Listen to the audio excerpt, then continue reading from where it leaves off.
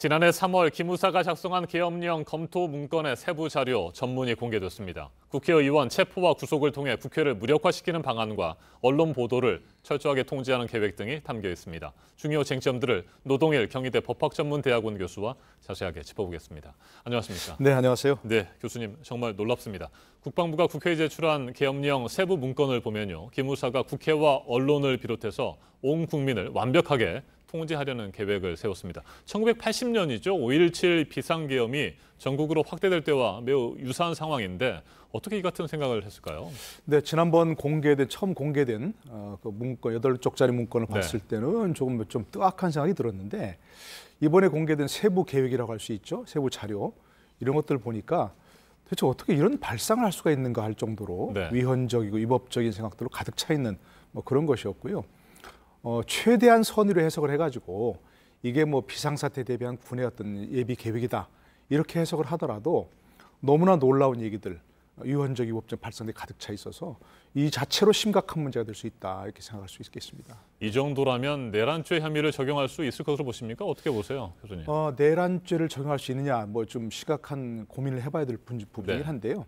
뭐 기본적으로 이런 것들 기무사가 스스로 작성을 해서 단독 작성을 해가지고 위에 보고하고 뭐 기무사가 이렇게 실행 계획을 만들고 있다 이렇게 한 것인지 아니면 기무사가 그런 문건을 작성하는 과정에서 지금 거기 언급된 부대들 있지 않습니까? 예를 34단, 뭐 특전사 이런 데가 있는데 그런 부대들과 긴밀하게 연락을 하면서 유사시에 그런 부대들이 어떻게 출동할 수 있는지 하는 것들까지 함께 검토한 그것이라면 뭐 충분히 내란 예비 음모까지도 검토해 볼 수 있겠지만 그게 아니고 기무사가 단독으로 뭐 기무사가 여러 가지 부대에 파견 나가 있는 부대들 있지 않습니까? 뭐 그런 부대 요원들하고 검토했다면 아직까지 그것을 뭐 어떤 내란 예비 음모라고 부르기 어렵지만 어쨌든 아까 말씀드린 대로 최대한 비상계획이라고 보더라도 문제가 심각하다 이렇게 얘기할 수 있는 겁니다. 네, 잠깐 언급을 하셨습니다만 조연천 당시 기무사령관은 본인이 뭐 작성을 했고 본인의 책임이다 이렇게 주장을 하고 있습니다만 누군가 윗선에서 지시를 하고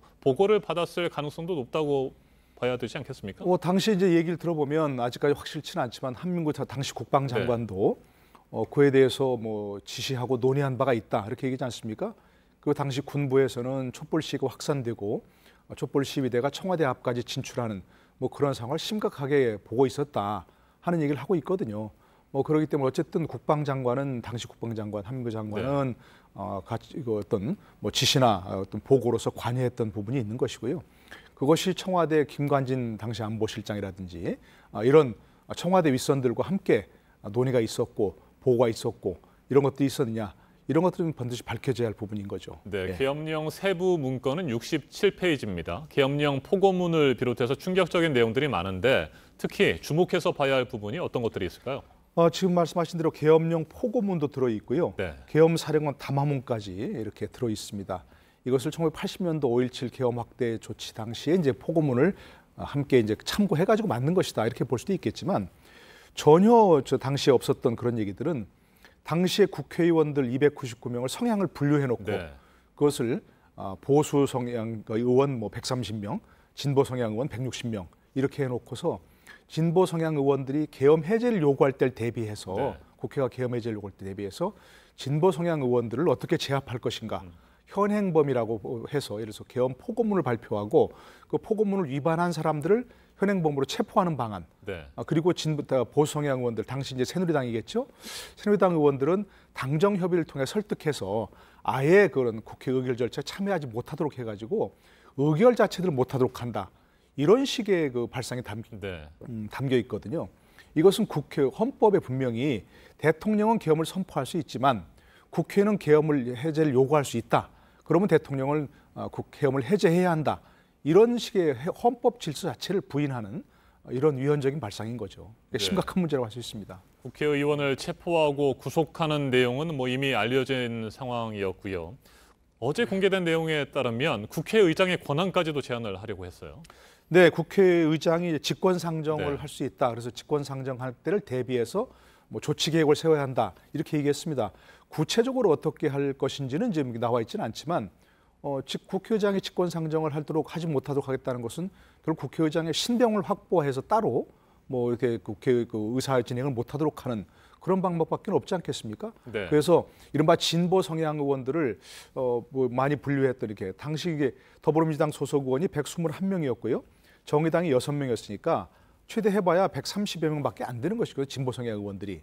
근데 진보 성향이 160명이다 이렇게 얘기한 것은 이른바 진보 성향으로 분류한 그런 문서를 가지고 있으면서 그 진보 성향 의원들을 사전에 검속하려는 그런 조치 계획이 아니었느냐. 그래서 국회의장도 따로 신병을 확보해서 함께 국회가 열리지 못하도록 하는 그런 계획을 따로 세웠던 것은 아닌가 하는 의심을 해볼 수밖에 없는 거죠. 네, 언론 보도를 철저하게 통제하려는 계획도 세웠는데 정말 시간을 30년 전, 40년 전으로 거꾸로 되돌리는 그런 계획들입니다.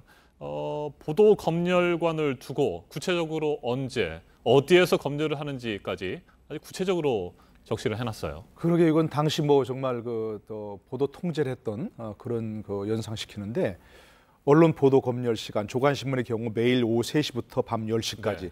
석간신문은 매일 새벽 5시부터 정오까지 이런 식으로 뭐 언론, 방송, 통신 다 검열할 수 있도록 해놓고요. 검열 장소 중앙 언론 매체는 한국언론회관, 지방 언론 매체는 각 특별시 또는 도청 공보실이 검열한다 이렇게 돼 있거든요. 그러니까 특정 언론 매체까지 다 이름을 거론하게 돼 있고요. 이런 걸 보면 한마디로 참 시대착오적이다 이렇게 할 수밖에 없고 이것이 1980년 당시 상황을 원용해서 참고해서 만들었다 하더라도 지금은 당시와는 비교할 수 없는 언론 환경 아니겠습니까? 그럼요. 특히 SNS라 이런 것들이 시각이 돼 있고요. 국민들 모두 SNS를 통제하지 않으면 가능하지 않은 그런 것들인데 이런 발상했다는 것 자체가 정말 이 기무사가 한마디로 시대착오적인 그런 권력 만능주의 그런 빠져 있다 네. 이런 생각을 할 수밖에 없는 거죠. 예, 네. 군검 합동수사기구가 기무사 계엄 문건과 관련해서 앞으로 공동 수사를 진행하게 됩니다. 어떤 부분에 초점이 맞춰질까요? 기본적으로 이제 그야말로 윗선에서 어디까지 검토됐느냐, 어디까지 보고했느냐, 누가 지시했느냐 이런 것들을 밝혀내야 되겠죠. 그리고 또 한 가지는 이게 과연 내란 음모에 해당하는 것이냐라고 생각하는 걸 보려면 그 부대 문건에 언급되어 있는 부대들 이런 사람들이 과연 기무사 문건 작성에 어느 정도 협조했느냐 그리고 그 과정에서 그 사람들과 어느 정도 어떤 실행 계획을 하기 위한 얘기가 있었느냐 이런 것들도 분명히 좀 밝혀내야만 문건이 과연 어떤 성격의 문건인가 이런 것들을 밝혀낼 수 있는 것이겠죠.